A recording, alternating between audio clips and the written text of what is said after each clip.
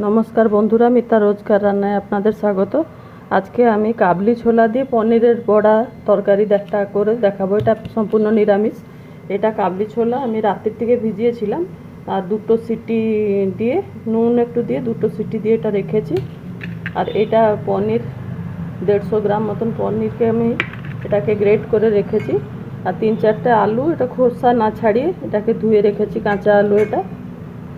আর এইটা হচ্ছে কাজু, পোস্ত আর চার মগজকে পেস্ট করে রেখেছি, সব 2-2 চামচ করে দিয়েছি।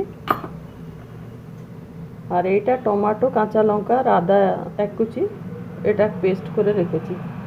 আর একটা ভাজা মশলা লাগবে। এখন এই যে পনির যেটা রয়েছে এইটাতে আমি একটু একটু মশলা দেবো।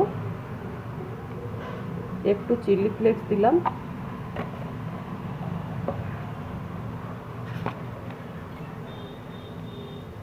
এটা কারি পাউডার 1/2 চামচ দিলাম।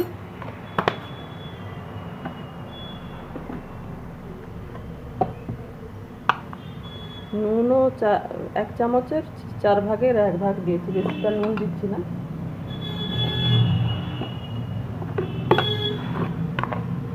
আর ময়দা 2 চামচ এর উপরে দিলাম।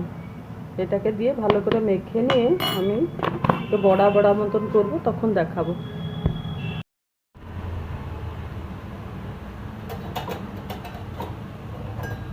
যে পনিরগুলোকে আমি গোল গোল করে এটা কোপ্তার মতন করে আপনারা নিজেদের ইচ্ছে মতো সাইজ দেবেন। আমি প্রথমে এটাগুলোকে একটু ভেজে নিচ্ছি।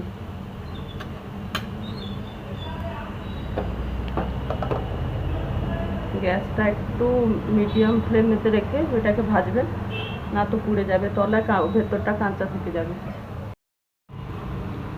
পনিরগুলো ভাজা হয়ে গেছে, এবারে আমি একে তেল থেকে বের করে দিচ্ছি।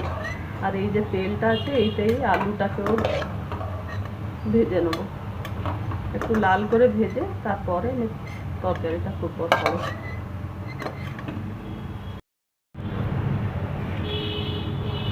এই আলুটাকেও এইভাবে আমি তেলে ভেজে সাইড করে রাখলাম। এবারে দুটো ছোট এলাচ আর দারচিনি একটু এটা ছাড়িয়ে দিয়েছি। আর এবারে ওই টমেটো যে ওটাকে দিলাম।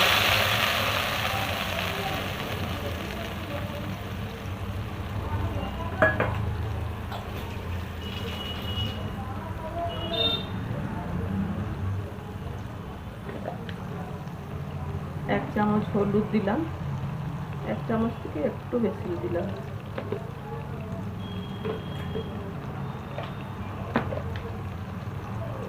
কাশ্মীরি লঙ্কা 1 চামচ দিলাম।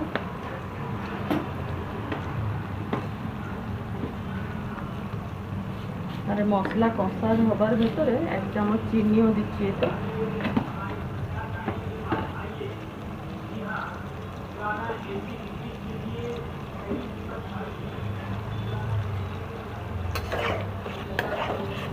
এটাকে দিয়ে একটু ভালো করে একটু কাঁচা গন্ধ যাবার পর্যন্ত, টমেটো আর আদার কাঁচা গন্ধ যাবার পর্যন্ত একটু কষে নিই। টমেটো আদা বাটাটা ভালো করে ভাজা হয়ে গেছে। এবারে ওই যে কাজু, চার মগজ আর পোস্ত ওই পেস্টটাকে দিলাম।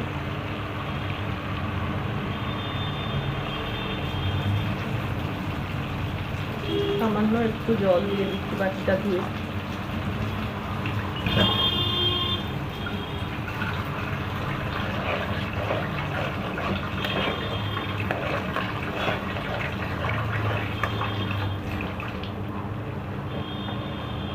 এবারে একটা ওই যে ভাজা মশলাটা, এটা জিরে আর ধনে এসব একটু কড়াইতে ভেজে নিয়ে ওকে গুঁড়ো করেছিলাম, ওই ভাজা মশলাটাই এতে দিচ্ছি।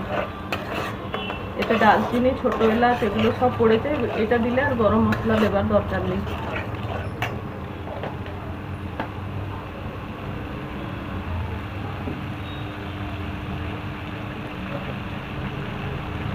ধনে গুঁড়ো 1 চামচ দিলাম, দিয়ে এটাকে ভালো করে কষছি।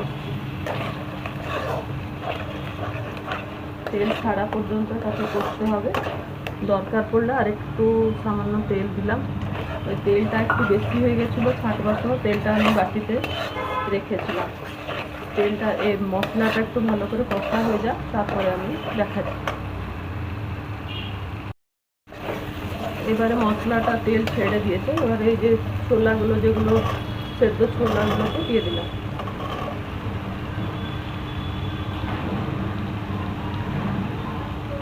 আর এর সাথে এই যে আলুগুলোকেও দিয়ে আর একটু ভালো করে কষে একটা সাইডে আমি গরম জল বসিয়েছি। গরম জলটাই দেবো, নুনটা দিইনি, স্বাদ মতো নুন আমি দিয়ে দিচ্ছি এতে।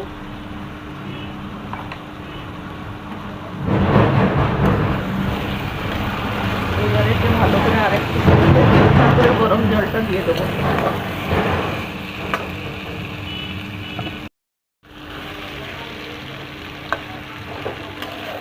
মশলা ভালো করে কষা হয়ে গেছে, এবার এই গরম জলটা দিচ্ছি এতে।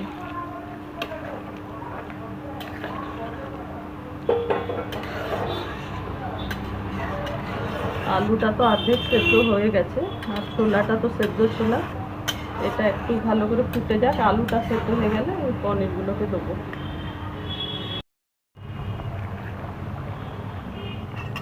আলুগুলো সেদ্ধ হয়ে গেছে, এবারে এই পনিরগুলোকে দিয়ে দিলাম এর ভেতরে। এটাকে একটা বার ফুটে যাওয়ার পরে ঝোলটা ঢুকে যাবে এর ভেতরে, তারপরে নামিয়ে দেবো। এক রকমের আমার রান্নাটা হয়েই গেছে। একটু খালি এর উপরে একটু, যেহেতু নিরামিষ রান্না, আমি এর উপরে একটু খাবার ঘি দিয়ে দিচ্ছি আর গ্যাসটাকে বন্ধ করে দেবো। আর এরপরেও যদি আপনারা দিতে চান গরম মশলা দিতে পারেন, না তো কস্তুরি মেথি দিলেও হবে। আমিও একটু কস্তুরি মেথি দিয়ে দিচ্ছি, ভুলে গেছিলাম।